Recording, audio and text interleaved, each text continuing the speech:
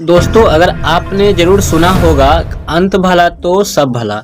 तो अंत में आपको कुछ प्रश्न ऐसे बताने वाले हैं जो आपके एग्जाम में बिल्कुल रूप से फटने वाले हैं। तो गणित का सबसे इम्पोर्टेंट प्रश्न पढ़ लीजिए। आपको पता ही होगा के का मान वाला प्रश्न निश्चित रूप से पूछा जाता है और ये प्रश्न पूछा जाएगा और इस प्रश्न से रिलेटेड यानी संबंधित हो सकता है मान चेंज रहेगा, लेकिन मैं लिख सकता हूँ यहाँ पर कि पूछेगा। याद रखिएगा, पूछेगा, स्क्रीनशॉट मार कर रख लीजिए। 100% पूछेगा, भले मान चेंज कर दे लेकिन पूछेगा। और अभी के वीडियो को देख करके आप 1 मिनट के अंदर आप सीख सकते हैं। आपको सबसे पहले क्वेश्चन बनाने का तरीका ये होना चाहिए, सॉल्व करना है तो सॉल्यूशन करके आपको सबसे पहले इस वाला हम देखेंगे x² माइनस 8x प्लस के बराबर 0। और यहाँ पे आपको इस बात को देखना है कि a का मान यहाँ पर कितना हो जाएगा, यहाँ कुछ नहीं है तो 1x², यहाँ पर कुछ नहीं तो 1 रहता है, तो यहाँ पे a का मान 1 हो गया। वहीं b का मान अगर आप निकालेंगे तो यहाँ पे -8 हो गया आपको, और c का मान आपके पास हो गया k। मूल वास्तविक और समान हो तो हम लोग जानते हैं कि d बराबर क्या होना चाहिए, 0। अब हम सूत्र यही लगाएंगे, ठीक है। d बराबर सूत्र होता है विवेचक बराबर b² माइनस 4ac। लास्ट में आपको ये सूत्र अगर याद नहीं है तो रट्टा मार जाइए, रट जाइए, सीधी सी बात। अब d बराबर आपको यहाँ पर निकालना है, b² की जगह पर -8 है तो -8 का स्क्वायर दे देंगे, माइनस 4 गुणे a का वैल्यू आपका 1 है तो 1 यहाँ पर रखेंगे, गुणे c का मान आपका k है तो k रखेंगे, ठीक है। अब देखिए d बराबर 8 8 64 और माइनस माइनस प्लस हो जाता है, और -4 को 1 से करेंगे 4 और 4 को k से गुना करेंगे 4k। यहाँ पे आप लोग ध्यान दीजिएगा, d बराबर 64 हो जाएगा और बराबर करेंगे माइनस इधर आके प्लस में हो जाएगा 4k। अब इसलिए आप यहाँ पर कर लीजिए k बराबर 64/4 काटिएगा तो 16 बार में k का वैल्यू जो आपका निकल कर आया वो आया 16, अर्थात आपका k का मान 16 निकल के आंसर आ गया। उम्मीद कर रहे हैं आपको ये सवाल समझ में चुटकियों में आ गया होगा, मात्र 2 मिनट से 2.5 मिनट के वीडियो में। अगला प्रश्न हम देखते हैं जो इम्पोर्टेंट है और पूछने वाले प्रश्न है, तो उस प्रश्न को देखते हैं। ऊपर बताए गए सवाल के अनुसार यहाँ पे प्रश्न आपका है, इसे आप बना सकते हैं, बिल्कुल इजी है। k का मान ही ज्ञात करना है, जिसके लिए समीकरण 2x² प्लस kx प्लस 3 बराबर 0 के मूल वास्तविक और समान है। चलिए अगला प्रश्न की ओर। अगला प्रश्न आपका एपी का है, तो इस तरह का प्रश्न भी आपके एग्जाम में निश्चित रूप से पूछा जाता है। एपी ज्ञात कीजिए जिसका तीसरा पद 5 और 7वां पद 9 है। घबराइएगा नहीं, अगर देखते रहिएगा वीडियो को तो चुटकियों में सीख जाइएगा। आपको सॉल्व कर लेना है, सबसे पहले तो बनाने का तरीका समझ लीजिए।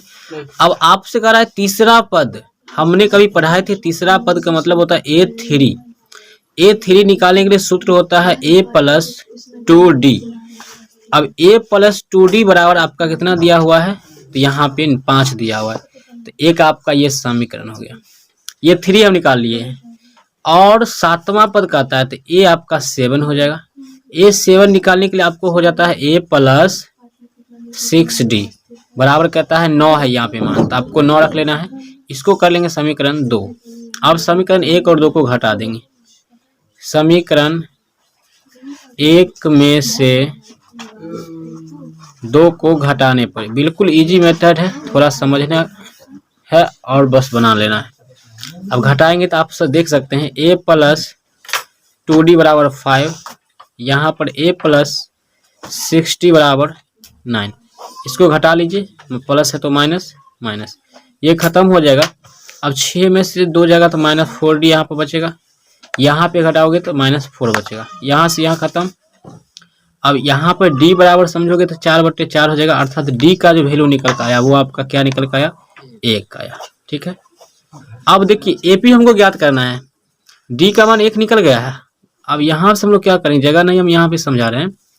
अब d का मान कोई भी समीकरण रख देंगे, d का मान समीकरण 1 में रखने पर, 1 में हम लोग रख देंगे, रखने पर समीकरण 1 आप देखिए कि a + 2d है, तो a + 2d बराबर 5, तो a + 2 गुने d का मान 1 हम लोग को निकला है तो 1 दे देंगे, ठीक है ना।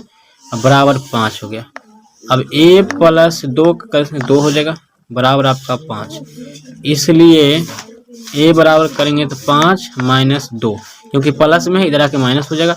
ए का वैल्यू आपके पास 3 निकल गया, ये भी आपको समझ में आ गया। अब हमें एपी ज्ञात करना है।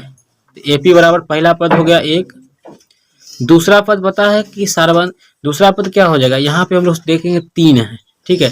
तो 3 है तो यहाँ पर एक एक हम लोग क्या करेंगे, दूसरा पद निकालेंगे। पहला पद हो गया 3, दूसरा पद निकालने के लिए होता है ए प्लस डी। तो ए हो गया 3 और प्लस 1 क्या हो जाएगा यहाँ पर ए प्लस डी, तो 4 हो जाएगा। तीसरा पद निकालने के लिए ए प्लस 2d होता है, यहाँ से हम लोग कर रहे हैं ए प्लस 2d। तो ए आपका 3 और प्लस 2 डी का मान 1, तो 3 प्लस 2 एकम 2, 3 2 5, तो 5। अब एक एक बढ़ता है तो यहाँ पर 6 डॉट डॉट डॉट कर देंगे। यही आपका एपी निकल। क्लास का फ्री पीडीएफ अगर आप डाउनलोड करना चाहते हैं गूगल पे आइए सिंपली, और यहाँ पे आपको सर्च कर लेना है, आपको इस साइट का नाम सर्च करना है जहाँ पर आपको सब कुछ फ्री में प्रोवाइड कराया जाता है, जिसका नाम है आपके सामने यहाँ पर डाला गया है NCERT क्लास, NCERT क्लास। इस चीज़ को अगर आप गूगल पे सर्च करते हैं तो आपको यहाँ से हर चीज़ फ्री पीडीएफ मिल जाएगा। जो भी चीज़ तैयारी करते हैं तो उस चीज़ का फ्री पीडीएफ मिल जाएगा, बस आपको खोजना है। यहाँ पे आपको क्लिक कर देना है, पहले वाले ऑप्शन पे क्लिक करने के बाद यहाँ से जो भी अपडेट यहाँ पे क्या जाता है क्लास 10 12 जिस भी क्लास का आप यहाँ पे लेना चाहते हैं उस क्लास का पीडीएफ यहाँ मिल जाएगा। आपको जो भी क्लास लेना चाहते हैं टेलीग्राम से ज्वाइन हो जाएगा तो वहाँ से आपको बिल्कुल फ्री में हमेशा नोट्स मिलते हैं, और यहाँ से आप डाउनलोड कर सकते हैं। मॉडल पेपर के अंदर जाकर के जो भी पीडीएफ आपको लेना है सारे के सारे पीडीएफ आपको यहाँ पे डाउनलोड करने का ऑप्शन मिल जाएगा। एक बार जाइए और यहाँ पे चेकआउट कीजिए और सारे के सारे क्लास आप डाउनलोड कीजिए बिल्कुल फ्री में। खासकर मैट्रिक इंटर तैयारी के लिए और अगले वर्ष 2024 की तैयारी के लिए बेहतर प्लेटफॉर्म आपका यह पूरे यूट्यूब का निकल गया, आंसर हो गया। ठीक है, उम्मीद करते हैं आपको ये भी समझ में आ गया होगा। तो अब तो वीडियो को लाइक करिए और चैनल से जुड़ जाइए, क्योंकि यहाँ पर ऐसे ऐसे कंटेंट आपको देखने को मिलेगा। साथ ही परीक्षा से जुड़े काफ़ी महत्वपूर्ण प्रश्न भी देखने को मिलेगा और फ्री सब कुछ आपको दिया जाता है यहाँ से। तो आप जाकर के इसके ऑफिशियल वेबसाइट को एक बार चेक कीजिएगा, इसका नाम है माधव NCERT क्लासेस। गूगल पे सर्च कीजिए, जाकर फ्री PDF डाउनलोड कीजिए। बाय, मिलते हैं नेक्स्ट टाइम, तब तक जय हिंद, वंदे मातरम।